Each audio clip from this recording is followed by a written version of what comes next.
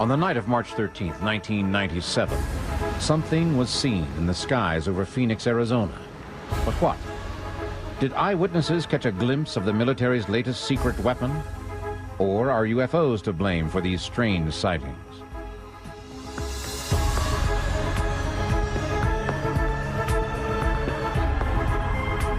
What was the huge V-shaped object looming above them and moving toward them swiftly and silently? Was it the Hale-Bopp comet everyone was talking about? Or was there something else, something much closer and far more frightening? Was this an alien spaceship? Or is the U.S. military somehow responsible for these unexplained sightings? Could this be the most dramatic UFO sighting in modern history? Did the government accidentally give the world a peek at its latest aeronautical wizardry? Trying to break through the veil of secrecy and obfuscation that has surrounded this event has proven to be a tough job, but it brings up a question that keeps recurring. Why is the government doing its best to keep you from finding out the truth about strange objects that seem to fill the skies? On the night of March 13th, 1997, a line of V-shaped lights that some witnesses claim were attached to an object of truly gigantic proportions invaded the skies over Phoenix, Arizona. From that day to this, the official explanation to hundreds of eyewitness accounts has been silence, ridicule, or good old-fashioned government stonewalling. Nevertheless, we'll attempt to illuminate the mystery behind this astonishing story in just a moment.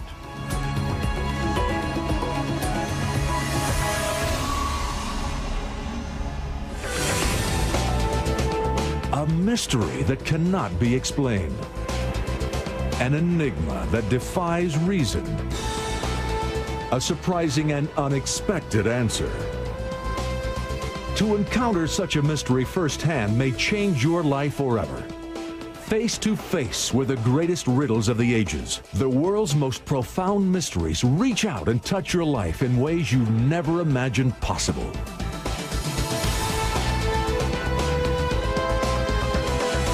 Xtreme Mysteries.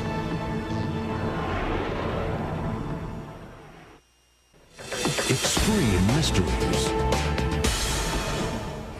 Arizona, the Grand Canyon state, is known the world over for its incredible desert scenery. But since the night of March 13th, 1997, it's become famous for something entirely different: UFOs. Strange lights were spotted that night in Nevada, Arizona, and even New Mexico. But the most dramatic sightings were concentrated in the Phoenix area, where amber-colored lights and a huge V-shaped craft hovered over the city as hundreds of people looked on. Concerned residents put in calls to every government official they could think of in search of an explanation. At the time of the Phoenix Lights incident, I was on the Phoenix City Council. I had no idea anything unusual had taken place until I met a reporter who asked me what had happened and if anybody was investigating. I was on my way into a televised Phoenix City Council meeting, and I told her I would ask about it.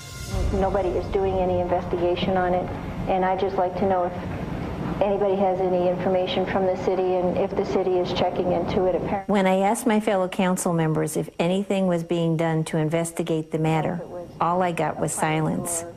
It was as if I hadn't asked the question at all. They just ignored me and moved on to the next councilman. People are starting to ask more questions. Thanks. Thank you. Councilman Siebert. I was just going to give the number. But this was obviously different. Why would city council members choose to ignore something that was causing such a furor? But if the city council wasn't interested, there were others who were. The owner of a local high-tech computer lab took it upon himself to investigate the stories. Using information from eyewitness accounts, Jim Delatoso reconstructed the unusual events of March 13th with computer animation. I've been doing UFO research a long time, in fact, over 20 years. And in that time, most of the cases I've been able to identify as some natural phenomena. And in fact, I've even found some hoaxes. But the Phoenix lights were something very different. Hundreds and hundreds of witnesses, multiple videotapes that we could test, and then with all of the witness reports, be able to do a recreation. The lights were first sighted at 8:16 p.m. when the first report went into the National UFO Reporting Center from a former police officer who spotted a very unusual formation of orbs near Paulden, Arizona, in the northwestern part of the state. Within just a few minutes, 50 miles away in Prescott, Arizona, hundreds of witnesses now reported a formation of lights. After cutting an aerial path through the Prescott Valley, the craft moved on toward the heavily populated capital city of Phoenix and reportedly put on quite a show. According to witnesses, the enormous triangular-shaped object hovered over one of the city's major intersections for a full 5 minutes. It then moved into the airspace of the major international airport in Phoenix, where it was witnessed by professional air traffic controllers and pilots alike. And that brought up something else that was very odd about this object. At Sky Harbor Airport, a commercial pilot was getting ready to take off when he radioed the tower and asked what this huge thing was over him. The flight controllers could see it, but they couldn't get it on radar. Later, the strange lights made their way out of the Phoenix area and headed southeast toward Tucson. One family reported seeing the lights as they drove from Tucson into Phoenix. The object above them was so large that it took a full 2 minutes for them to drive underneath, and that was at a freeway speed of between 65 and 75 miles per hour. I personally interviewed over 300 witnesses. Now, these witnesses are professional, reliable people, doctors, lawyers, and ordinary citizens. Not the kind of people looking for 15 minutes of fame, but people who wanted to know what this was. So first I find out what it isn't, airplane lights, hail-bop, and then try to determine if it's an advanced military aircraft project or possibly something not from this world. What was it that hundreds of reputable, professional, and thoroughly sober people saw in the dark desert skies over Phoenix? In spite of being scoffed at by city officials, Councilwoman Frances Barwood continued her investigation. But would perseverance lead her to the truth or land her in the middle of a government cover-up? Being stonewalled by the city council only made me more curious, and I decided to dig deeper. Apparently, the city manager's office did respond with a memo dated May 16, 1997, but I didn't receive it until August of '97. The memo said, a check of police department reports show that there were fewer than 5 citizen calls about these lights. Since the city does not have resources or expertise to investigate the source of lights, such as those that were reported, we depend on the United States Air Force to investigate all such matters. I knew I was being lied to when I was shown a video of a TV interview with the spokesperson for the Phoenix Police Department, where they said they were overwhelmed with phone calls at the police department about the lights. I knew I had to find out what was really going on. Barwood contacted Arizona Senator John McCain and asked him to give the matter some official notice. But once again, she got the cold shoulder. Up until then, Senator McCain and I had a pretty good relationship, but I think his people got a little upset when I kept pushing for action. He finally did send a letter to the National Archives where he said a constituent saw something in the sky. There was no mention that I was an elected official, that there were hundreds of witnesses, and no call for action. I was stunned. Why did government officials at every level refuse to get involved in an investigation of the Phoenix lights? Could it be that the mysterious lights were extraterrestrial in origin? Or are there eyewitness statements that support a more earthly conclusion?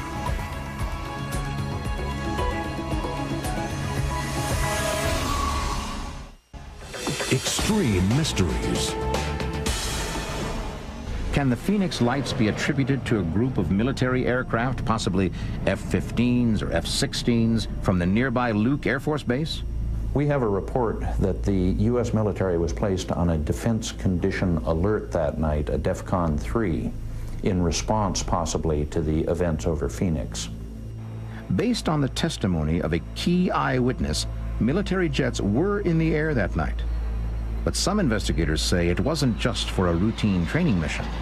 They were, in fact, out to intercept a huge UFO. Here at the National UFO Reporting Center in Seattle, we took dozens of calls that night about the strange lights over Phoenix. One of the later reports came from a gentleman who was a truck driver hauling a load of freight in the vicinity of Luke Air Force Base.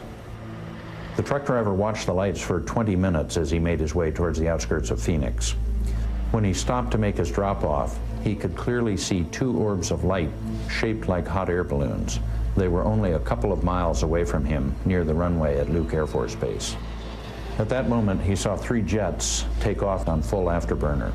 As they passed directly overhead, they banked sharply and appeared to fly directly towards one of the two objects in the night sky above Phoenix. The truck driver's report was verified by several witnesses. One woman that I spoke to, who lives right near the Air Force Base, said she saw 3 or 4 jets being scrambled that night, and she had never seen that before. Another witness saw a giant triangular-shaped object hovering near a small commuter airport in northwest Phoenix. He, too, saw military jets approaching the unidentified object.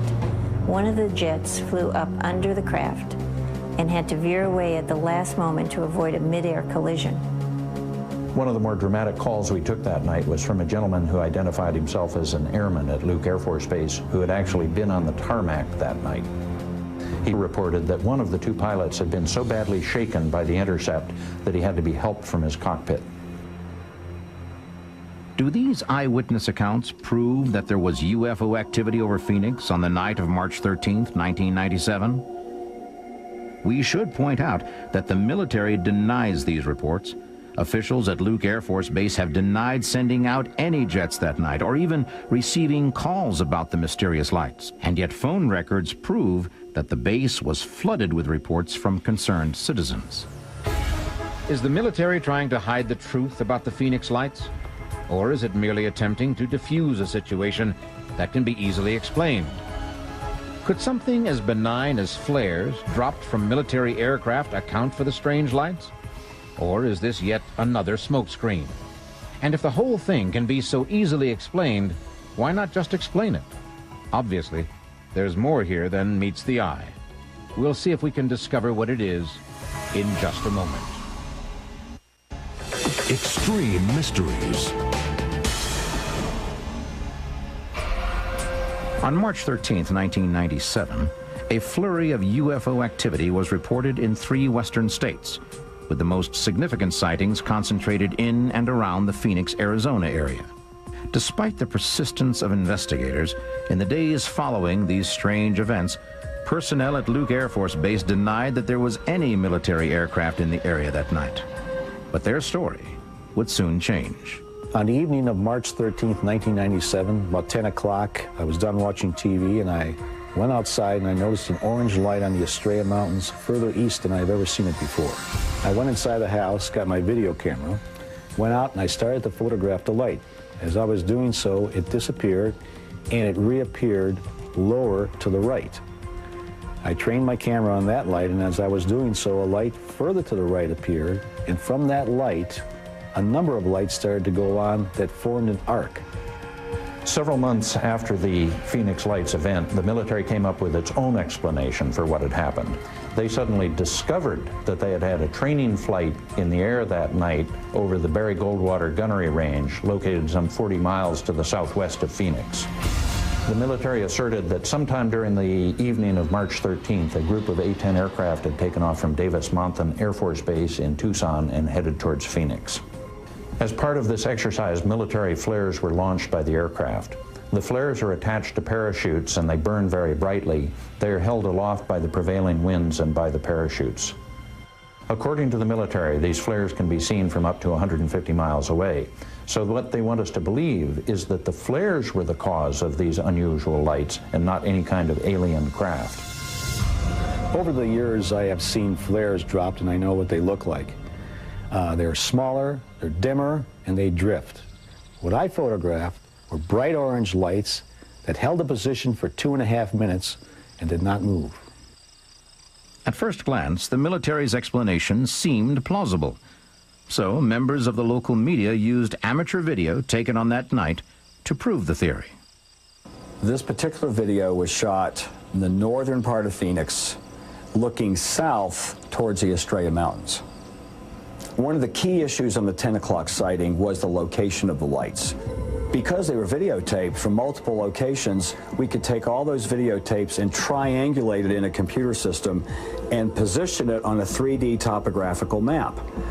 And clearly, to us, the lights are in front of the Estrella mountain range and lower than even the top of the mountains, which means that these can't be flares behind the mountain range 50 miles away. Could it be that the military's explanation for the Phoenix lights may actually raise more questions than it answers? What was the reason for dropping flares in the first place? Was it just a training exercise? Or was the military trying to shed some light on the unidentified objects that had been buzzing around Phoenix? This whole thing has been a government cover-up. I know firsthand. When I asked the city council for help, I was laughed at. The governor, he made a joke of everything. And Senator McCain gave me the cold shoulder when I asked him for action. What I want to know is, what is our government afraid of? If they know what it was, they should tell us. If they don't know what it was, they should tell us. Why is this such a big secret? The military probably did the right thing in explaining it the way that they did, because I don't think that the military truly understands what happened. Does the government have something to hide? Recent revelations about a new technology being developed by the U.S. military may explain their involvement in the Phoenix lights. A number of eyewitnesses to the lights reported that the objects they saw were able to disappear in an instant, especially when they were approached by military jets. But were the jets actually pursuing the UFOs? Or was this some type of test for a new, top-secret government technology? Some of the witnesses that were very close to the object reported that when they looked up at it, they could see in between the lights a structured object, but that they could also see the stars, kind of like looking through water. Well, the idea of daytime stealth, invisibility, has been being researched by Lockheed Martin, and they've come up with something really interesting called an electrochromic polymer. What does that mean? That means that the aircraft has a skin on it that is like little cameras that look out and see the sky and the stars and then project that onto the bottom of the skin, so that when you look up, you would see the stars as if you were looking right through it. Was the U.S. military testing a new top-secret aircraft on the night of March 13, 1997? If so, daylight stealth technology would help explain how the object was able to disappear so easily, but it doesn't explain everything. If this was our military, with the precarious situation worldwide, why would our military be performing the same identical maneuvers in over 20 different countries, including Germany, China, Japan, UK, Belgium, even Israel, and St. Petersburg, Russia, 1 month before our mass sighting on March 13th, 1997? Will we ever know the truth about what happened on that spring night? The unidentified lights may be gone, but they are not forgotten. Amateur video provides us with tantalizing proof that something occupied the Arizona skies that night. But one key piece of evidence is missing: a close-up of the huge V-shaped craft. Does such footage exist? And if so, where is it? A few weeks after the Phoenix Lights incident, a man named Richard Curtis called me at home to say that he had taken some amazing footage on professional equipment of this object capturing actual structure. I asked Mr. Curtis to send a copy to me at my office so I could look at it. I planned to send it to Village Labs so that they could analyze it. We were asked to look at the Curtis video because we have sophisticated image processing equipment that we use to make scientific analysis of film and videotapes that we get with evidence about unexplained phenomena. Curtis intended to make a copy of the tape for Frances Barwood to review. What happened next is the stuff that Hollywood movies are made of. Two men dressed in black suits, hats, and sunglasses came to Richard Curtis's door and asked him for the videotape. Mr. Curtis told me he was confused by this unexpected visit. He asked them if they were from my office, and they said yes, so he gave them the tape. But before they left, they asked Mr. Curtis if he had made any copies of his videotape. He told them he hadn't, and they said they'd be more than happy to do it for him. According to Mr. Curtis and two other witnesses, the men took the tape, got into a black sedan with dark tinted windows, and left. Frances Barwood never saw the Curtis videotape because those men in black didn't work for her. In fact, no one knows who they worked for because they were never seen nor heard from again. Who were these men in black? Were they government employees sent to retrieve a piece of compelling evidence that proves the existence of UFOs? Or is this all a case of mistaken identity? Could it be that the mysterious Phoenix lights actually belong to a top-secret government aircraft? We may never know the answers to these questions, but one thing seems certain. The government is involved in some way, and it may have inadvertently provided us with a clue as to what that involvement is. Oh, by the way, remember the Maryland Air National Guard's training exercise on the night of March 13th? It was nicknamed Operation Snowbird. In military jargon, Snowbird is a code word for diversion.